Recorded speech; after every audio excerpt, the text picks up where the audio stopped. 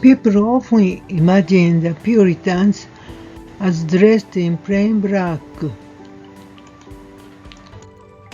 But when I went to the United States to look for surviving garments from the Pilgrim era, what I found told a more complex story.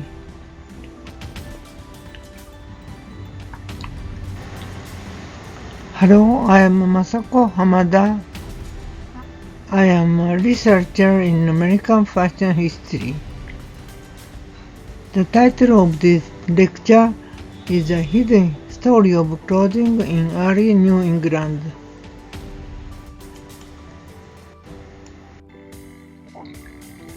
Chapter 1, The Historical Background. Section 1, Puritan Migration to the Netherlands. In the early 17th century, England was deeply divided by religion. Groups later known as Pilgrims and Puritans sought further reform of the Church of England. Some chose exile rather than conformity. Many first moved to the Netherlands, where they hoped to live more freely. Yet life there did not solve every problem. Questions of stability, livelihood, and the future of their children still remained. Section 2, Puritan Migration to the American Continent. In 1620, one group crossed the Atlantic on the Mayflower. When they arrived at Cape Cod, they created what we now call the Mayflower Compact. In the name of God, Amen. Signed below, we are royal subjects of King James I, King of England, a monarch revered by the grace of God, King of the Faith, and many others of Great Britain, France, and Ireland, and so on.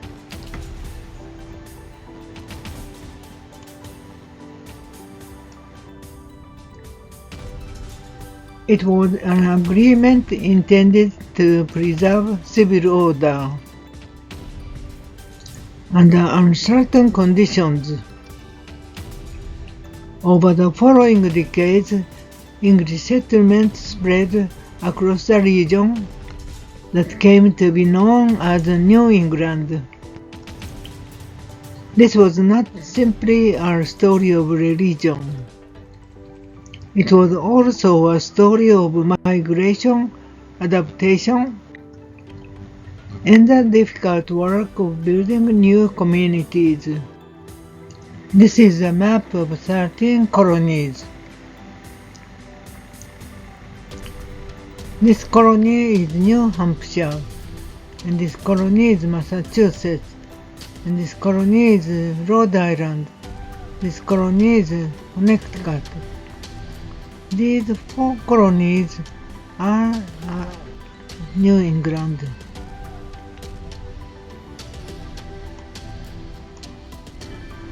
Northern New England colonies were settled as follows. For clarity, we should distinguish between first settlement, colony formation, later royal charter. New Hampshire was settled in like this. Connecticut was settled like this. Rhode Island was settled like this. Massachusetts was settled like this.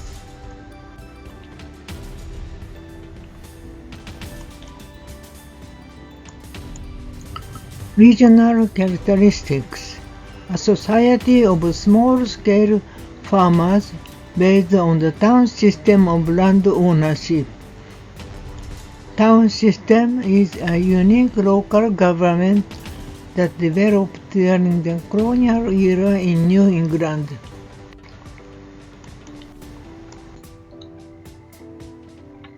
This is a statue of William Bradford, governor and historian of Plymouth colony. I took this photograph at Plymouth.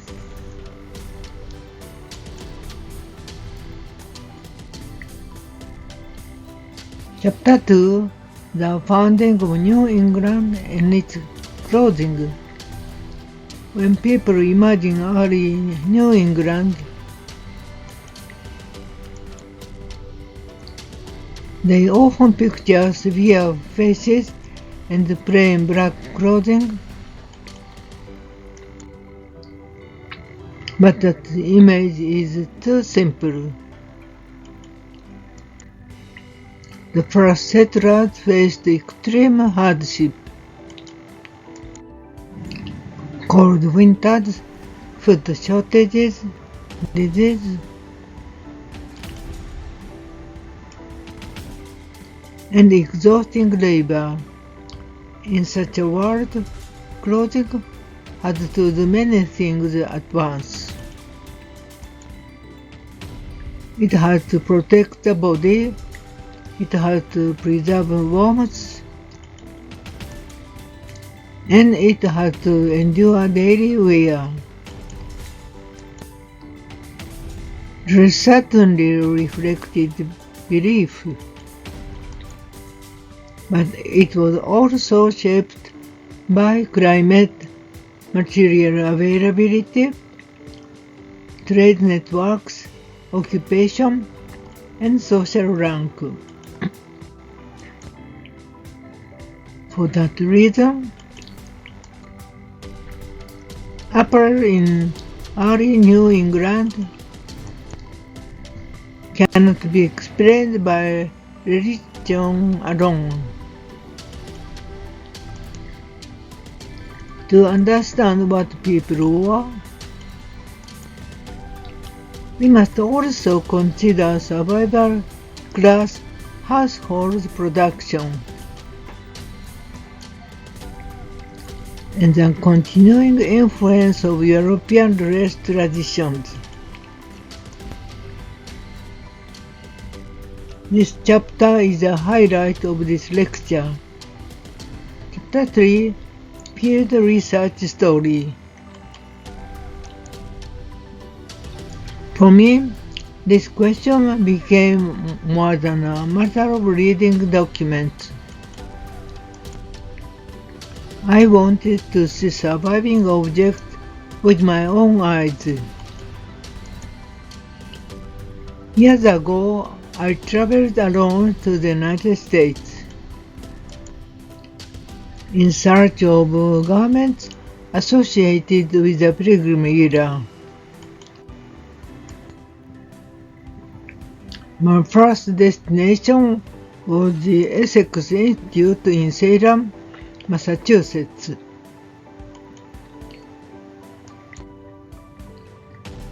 Miss Alice Morse Earle said in her book, 2 Centuries of Costume in America, Volume 1, to the Essex Institute in Salem, Massachusetts, the Pilgrim Fathers had the baptismal shirt and mittens of William Bradford, second governor of Plymouth, born in 1590, and a photo of a shirt and mittens with pleats on the sleeves is posted.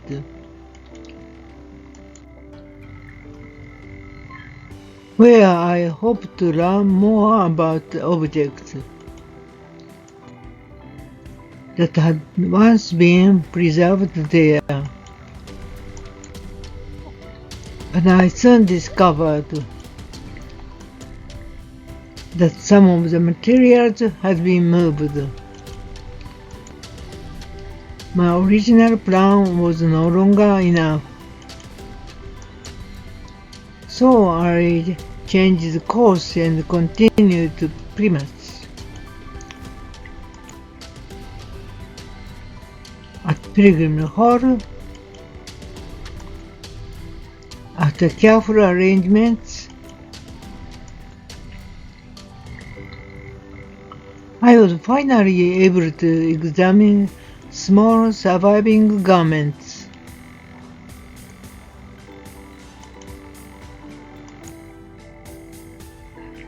Including a baby's shirt,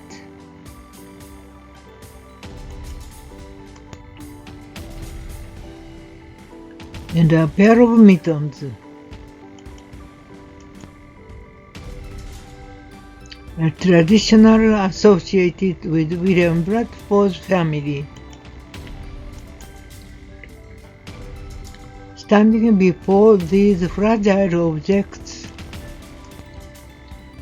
I felt that history became suddenly concrete. These were not abstract references in a book. They were material traces of real lives. Section 5. Interpreting the surviving garments. What struck me most was not simplicity alone, but workmanship. The sleeves of the small shirt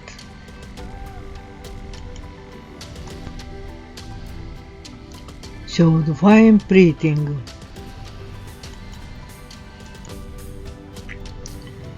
Were the earlier writers described as goffering?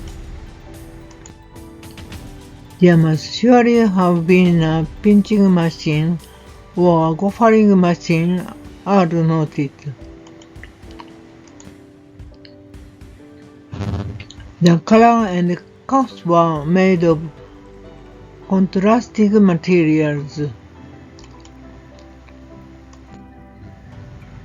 Even the small details suggested careful labor and technical knowledge. These features matter because they remind us that early colonial clothing was not purely rough or improvised. Even in a harsh environment,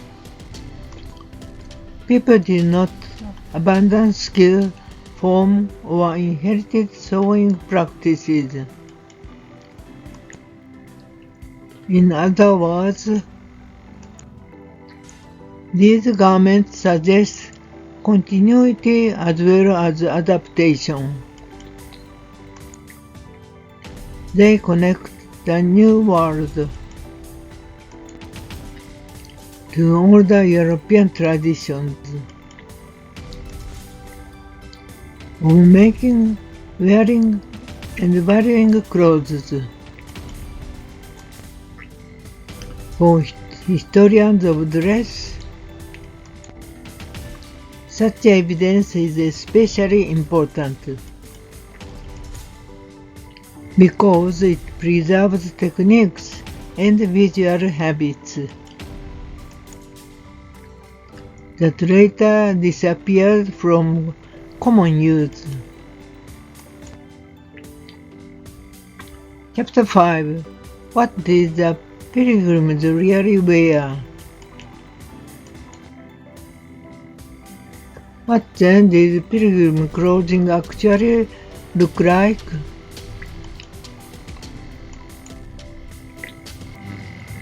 Men generally wore garments such as doublets, breeches, waistcoats, stockings, cloaks, and felt hat. Women wore bodices, petticoats, aprons, kerchiefs, caps, and gowns. These forms were not invented in New England. They were adapted from contemporary English dress. This point is crucial. The Puritans did not create an entirely separate fashion system. Rather, they tended to reject excessive display and to value modesty, usefulness, and restraint. But restraint did not mean uniformity, and it certainly did not mean that everyone dressed in plain black. Clothing varied according to means, context, and personal choice. The familiar image of a single Puritan costume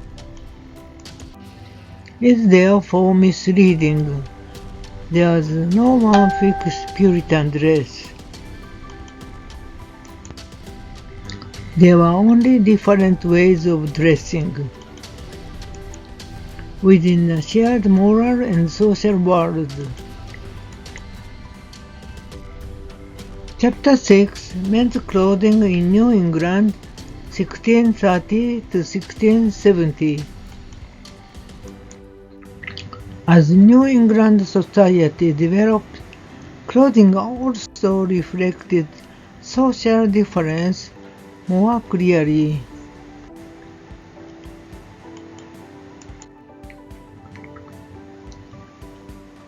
Men's clothing included practical garments suited to work and protection. The waist of the jacket has a draped cloth, sagging collar knickerbockers. The top is a tubular trouser with a straight waist cut. Such as durable coats, leather garments, wool stockings, and sturdy shoes. In frontier conditions, durability mattered greatly. At the same time, not all men dressed alike. Clergymen and magistrates often cultivated an image of sober authority. Merchants and prosperous households had access to better fabrics and more fashionable variations. Farmers, laborers, servants, and sailors wore clothing shaped more directly by work, weather, and available resources. Even within a society that praised modesty, clothing continued to mark rank, occupation, and economic difference. In this sense, dress in New England was never only moral. It was also social. Chapter 7, Women's Clothing in New England, 1630-1670.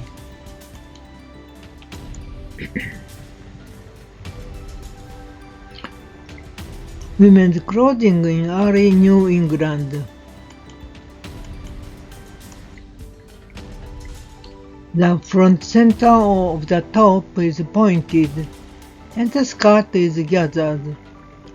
There is an inverted V-shaped opening on the front body, and the contrasting material is inlaid and the apron is attached.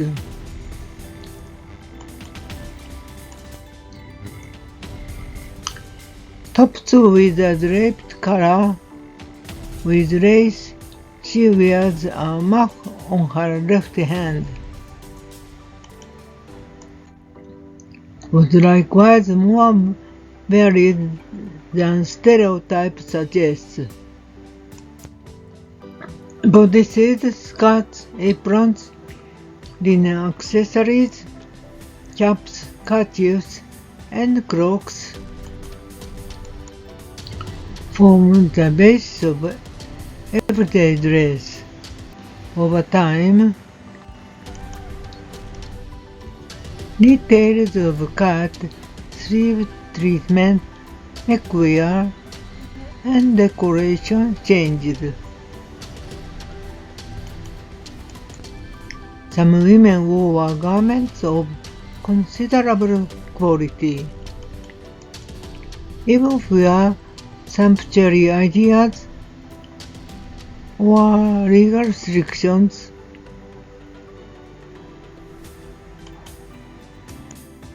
discouraged luxury, aspiration and differentiation did not disappear. Fine fabric, careful trimming, and fashionable construction could still communicate status. This is important because the history of dress is never only about rules. It is also about negotiation between belief and desire, between communal ideals and personal expression, and between moral discipline and material reality. Chapter 8 Conclusion. Why did Puritan dress become simpler? Not only because of religion, but also because of environment, labor, economy, and social order. In early New England, clothing was a record of how people lived. It tells about belief, certainly, but also about hardship, adaptation, craftsmanship, and identity. If we look closely at these garments, we do not see a flat image of black-clad uniformity. We see a far more complex human story. Through clothing, the settlers of early New England become visible again, not as a stereotype, but as people. Thank you very much for watching. If you enjoyed this lecture, please like and subscribe. In the next episode, we will continue exploring Masako Hamada's book, A Social History of American Fashion, Revised Edition, POD Publishing, 2022.